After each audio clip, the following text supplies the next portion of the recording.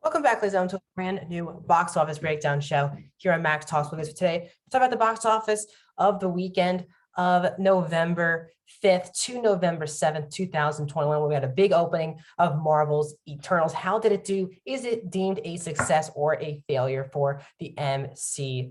We're also going to look at the total domestic box office of 2021, and we're going to look at the worldwide box office of 2021, but we have some changes on both sides of that. So if you're new to the channel, my name is Max Timberg. Welcome to the channel. I do this box office breakdown show every single Monday. I also do movie reviews, TV show reviews, streaming platform reviews, movie rankings, all these things. So please subscribe, ring the bell, comment down below. Let me know what movie did you see or movies did you see this weekend in theaters? And also let me know, please like the video. That's the best way to support this channel. I also have reviews for 4 of these 5 movies that will be in the top 5 of the box office. So you can click that link at the end of the video.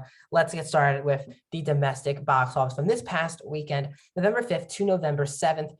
Not a shocker, Eternals is in first place this weekend. It made $71 million in its opening weekend here in the United States. This really was supposed to be the first big time $100 million or more opening weekend. People were really estimating that. And that's why, as you'll see this upcoming weekend, there's really no one going against Eternals in Eternals' second weekend. But it did make $71 million, which is the lowest opening 3-day weekend for an MCU movie. Obviously, this year out of the 3 films, Black Widow opened at $80 million. And Shang-Chi's 3-day opening, while their 4-day was fantastic, the 3-day was at $75 million. Eternals comes in third place at 71.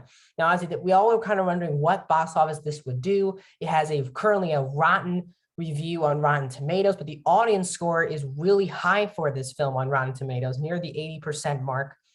So it includes like the fans and the critics are disagreeing on this, but $71 million. This was a theaters exclusive, just like Shang-Chi. It's funny how Black Widow is the #1 MCU opening of the year. And Black Widow is the only one of those films that also released day and date on Disney Plus with no extra cost, with the premiere access. So the fact that Black Widow with a day and date is still #1 at the MCU box office, that probably will change when Spider-Man No Way Home comes out next month. But as of now, Eternals is the 3rd biggest opening out of the 3 movies this year for the Marvel Cinematic Universe. They definitely, it really does matter though, as we say with all these big blockbusters, does it hit the 70% drop off in its second weekend, as most blockbusters do? It would be really bad for Eternals to do that because there's nothing coming out against it in its second weekend. In second place, and this was the only film to reach over, there's no other film that went over $10 million this past weekend.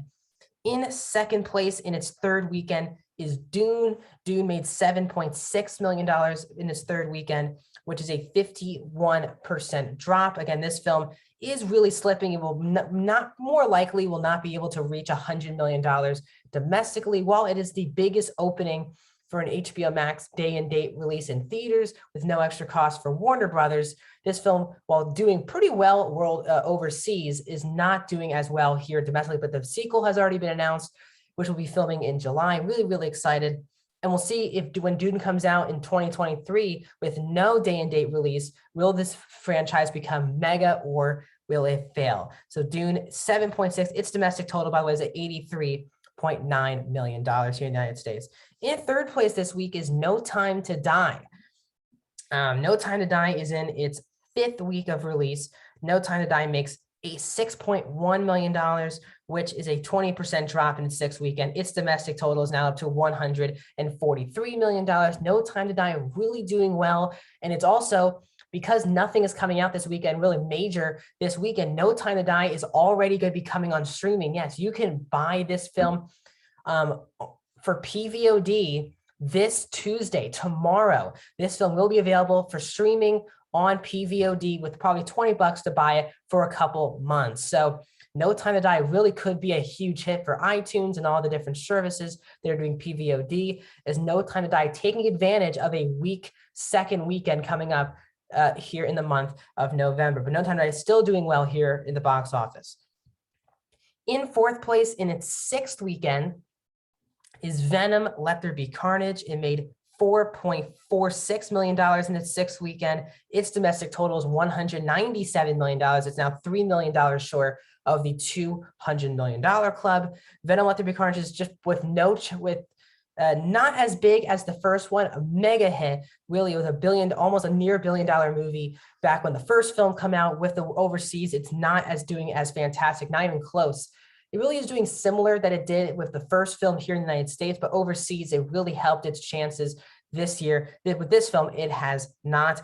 And in a shocking 5th place with an upset this week, Ron's Gone Wrong in its 3rd weekend rejoins the top 5 after not being on it last week.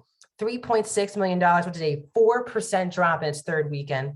It's now up to 8.4. It kicks Halloween Kills out of the top 5 at the box office. So people are over Halloween as Halloween Kills. It's the first time it is not in the top 5 at the box office. Ron's Gone Wrong takes that spot. Now let's look at the domestic box office overall this year. Shang-Chi is still in 1st place, 223. That's where it will stay for the remainder of the year. Venom, Let There Be Carnage is at 197. It's now in 2nd place at the worldwide, at the domestic box office. And more likely, it will probably hopefully, we'll see if it gets to that $200 million club. It should be able to by next weekend. So big news if Venom gets to that $200 million club.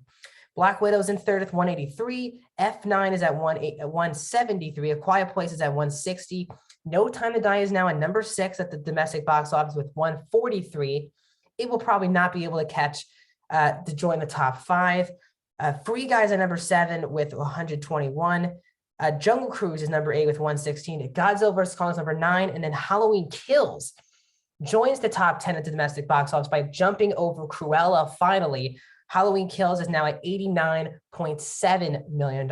Dune is very close behind at number 11.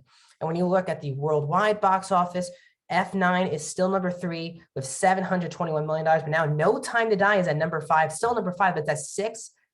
It's at 667 at the worldwide box office. It is getting closer to the $700 million, which will only be the 2nd film other than F9 to be at $700 million worldwide. No Time to Die, really impressive stuff.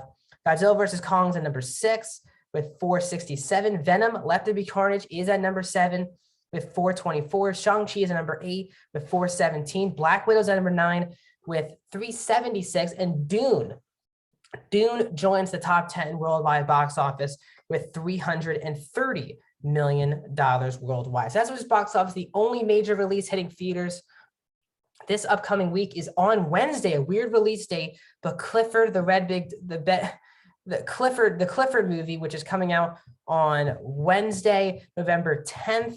That is the only major release hitting theaters. Clifford, the Big Red Dog, which has been getting really teased on social media. That is the new film of the week. And it really will be a slow week before we get to, it's our first big week where we don't have a major release in over a month. October was highly packed with big time films. And then you start in November with Eternals.